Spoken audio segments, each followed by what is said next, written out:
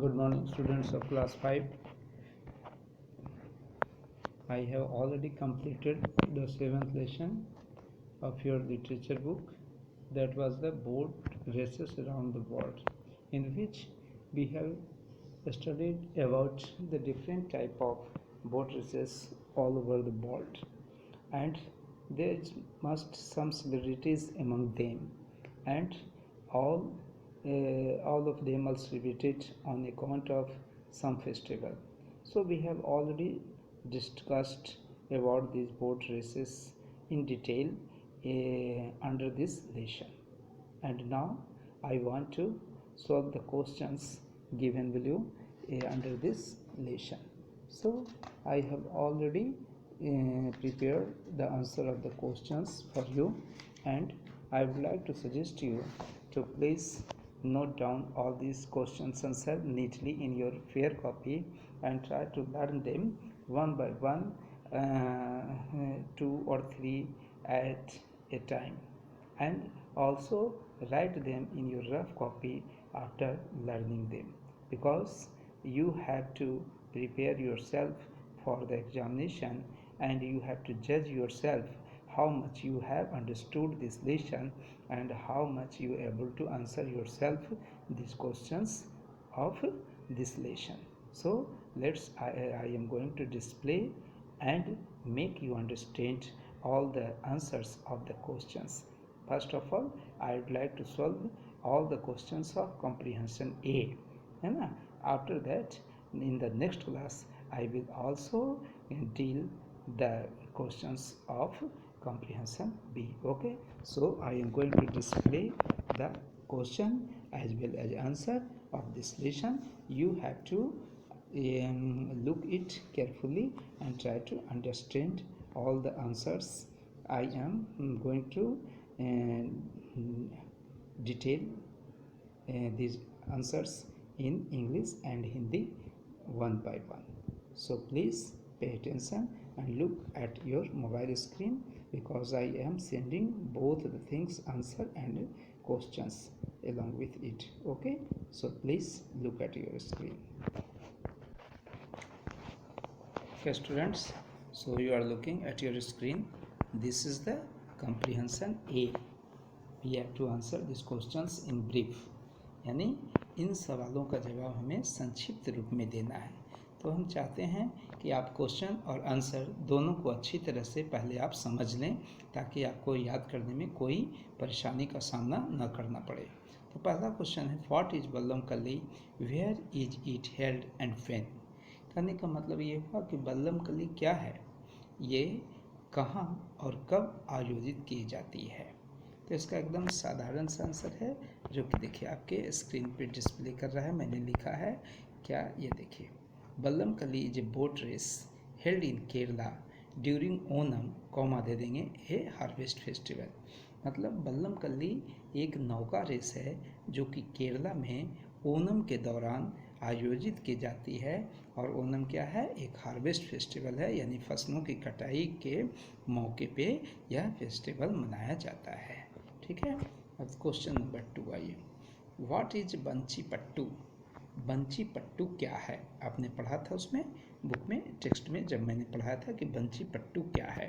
तो देखिए इसका भी आंसर हमने लिखा है, यहाँ पे आपको सिर्फ नोट करना है। Vanchi Pattu is the song of a boatman. Vanchi Pattu is the song of a boatman. Singer stand in the boats and sing it during the Kerala boat race, है ना। तो कहता है बंची पट्टू क्या है, एक नाविक का गीत है। जो सिंगर होते हैं, जो गायक होते हैं, वो नाव में बैठ जाते हैं और इसे केरला बोट रेस के दौरान गाते हैं। ठीक है, तीसरा नंबर क्वेश्चन आइए, why is the Chinese boat festival called the dragon boat festival.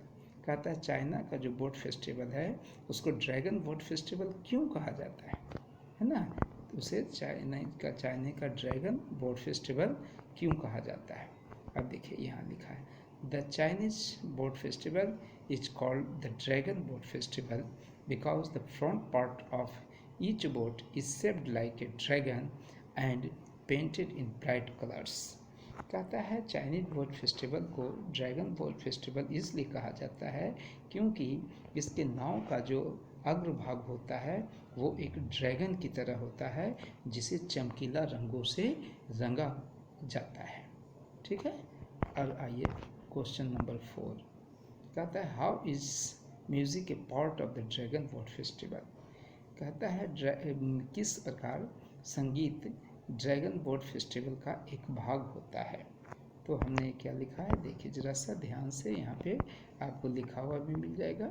ठीक है ना, है during the dragon boat festival comma दीजिएगा some of the boats carry a person who beats a drum encouraging the boatman to row faster.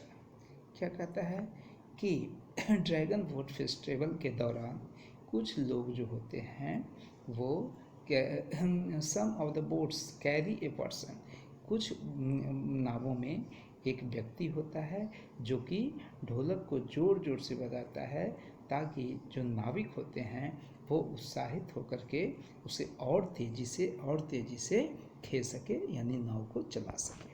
ठीक है। अब देखिए question number 5। Where is the Regata Historica celebrated. Regata Historica कहाँ मनाया जाता है ना। तो ये तो सो सिंपल है, बहुत ही आसान है। ये इसका आंसर देखिए मैंने लिखा है the Regata Historica is celebrated in Venice Italy, comma देके इटली। वेनिस कहाँ है, इटली में है, तो वेनिस की राजधानी इटली है, तो यहीं पे ये मनाया जाता है। तो क्या लिखेंगे the Regata Historica is celebrated in Venice, comma देके इटली दे देंगे। चलिए अब क्वेश्चन नंबर 5 देखिए। क्वेश्चन नंबर 5 में है, हाँ ये तो हो ही गया। तो क्वेश्चन नंबर 6 का पहले एक स्टेटमेंट है जो टेक्स्ट से लिया गया है ना, कि four races take place after the parade. कहता है 4 दौड़ होती है पैरेड के बाद। तो इसमें पूछता है क्वेश्चन ए में which event is being referred to here. यहाँ कौन सा इवेंट की बात कर रहा है कि 4 रेसेस, कौन सा रेसेस की बात कर रहा है ना। तो हेयर द रेगाटिका हिस्टोरिका, यहाँ देखिए 5वां नंबर है, here the regatta historica is being referred. यहाँ है ना यहाँ किसका वर्णन किया जा रहा है, यहाँ रेगाटिका हिस्टोरिका है ना, उसी रेस का वर्णन किया जाता है। ठीक है। और बी नंबर में 6 का बी में क्या पूछता है, where do the races take place. ये दौड़ कहाँ संपन्न होती है ना। ये थोड़ा बड़ा क्वेश्चन होगा, तो इसके बारे में देखिए आप लिखिए। कहता है the boat race down the grand canal. कहाँ होता है, ग्रैंड कैनल बहुत बड़ा नहर में होता है। एंड एट द मतलब द बोट रेस बिगिंस, यहाँ दे दीजिएगा गल छूट गया है, the boat races begins down the grand canal. इसको याद करके आप लोग लिख लीजिएगा। The boat races begin down the grand canals and ends at the beginning at the winning post when it is which is a floating stage। कहने का मतलब ये है कि ये बोट रेस जो नौका दौड़ होती है उसकी शुरुआत ग्रैंड कैनल से होता है और इसकी समाप्ति जो बिनिंग पोस्ट होता है। बिनिंग पोस्ट कौन सा होता है, एक पानी पे तैरता हुआ मंच होता है, वही बिनिंग पोस्ट होता है, यहीं पे जाकर के ये समाप्त हो जाती है। ठीक है। अब आइए क्वेश्चन कॉम्प्रिहेंशन बी का भी 1-2 करवा देते हैं, क्योंकि फिर इसमें अगले क्लास में बहुत ज़्यादा हो जाएगा।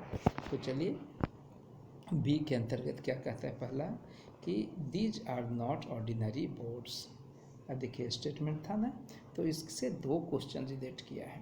पहला which boats are being referred to, किस नावों के बारे में कहा जा रहा है कि ये सारे साधारण नाव नहीं होते हैं, तो किन नावों के बारे में कहा जा रहा है। तो इसके बारे में देखिए यहाँ पे लिखा है, हमने आपको दिखा है दीज बोट्स लुक, हाँ the snake boats of the Kerala are being referred here. कहता है केरला का जो स्नेक बोट्स होते हैं ना, उसके बारे में ये सारी बातें कही गई है। ठीक है। और दूसरा क्वेश्चन आपका है बी में कि how are these boats special. कहता है ये जो बोट होते हैं वो कैसे खास होते हैं, विशेष होते हैं। तो इसके बारे में देखिए, these boats look like snakes with raised hoods. They have towering rears and narrow fronts. Snakes boats are usually about 100 feet long and are made of a special kind of wood. It takes a lot of patience and hard work to make a snake boat, है ना. Especially trained crafts people work for months to make a boat ready for the race. देखिए आप समझिए इस बात को, है ना. जैसे कहता है ये जो बोट होते हैं, ये जो नौकाएं होती है, वो सांप की तरह दिखती है, क्योंकि इसका अग्रभाग जो होता है वो सांप के फन की तरह होता है ना. और उसके जो पीछे वाला भाग होता है वो संकीर्ण और बहुत ऊंचा होता है ना. स्नेक बोट्स लगभग 100 फीट लंबी होती है और ये एक विशेष प्रकार की लकड़ी की बनी होती है ना. इसमें बहुत ज़्यादा धीरज और कठिन परिश्रम की ज़रूरत होती है स्नेक बोट बनाने के लिए. ख़ास तौर पे प्रशिक्षित कारीगरों को महीनों दिन लगता है बोट रेस के लिए इन स्नेक बोट्स को तैयार करने के लिए, है ना. तो तैयार करने में बहुत सारे पेशेंस और कठिन परिश्रम की ज़रूरत होती है. विशेष तौर पे जो कारीगर प्रशिक्षित होते हैं, ट्रेंड होते हैं, वो ही इसे बना सकते हैं. इसमें बहुत मेहनत की ज़रूरत होती है. ठीक है. अब क्वेश्चन नंबर 2 आइए. कहता है describe the Kerala boat race. Who are the different people who take part in it.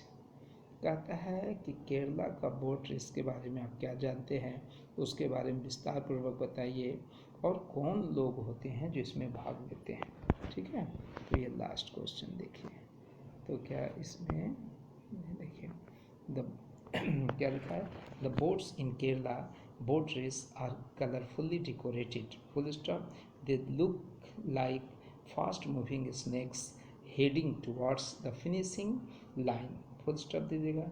The rhythmic splashing of cars oars along with the songs and drums beats make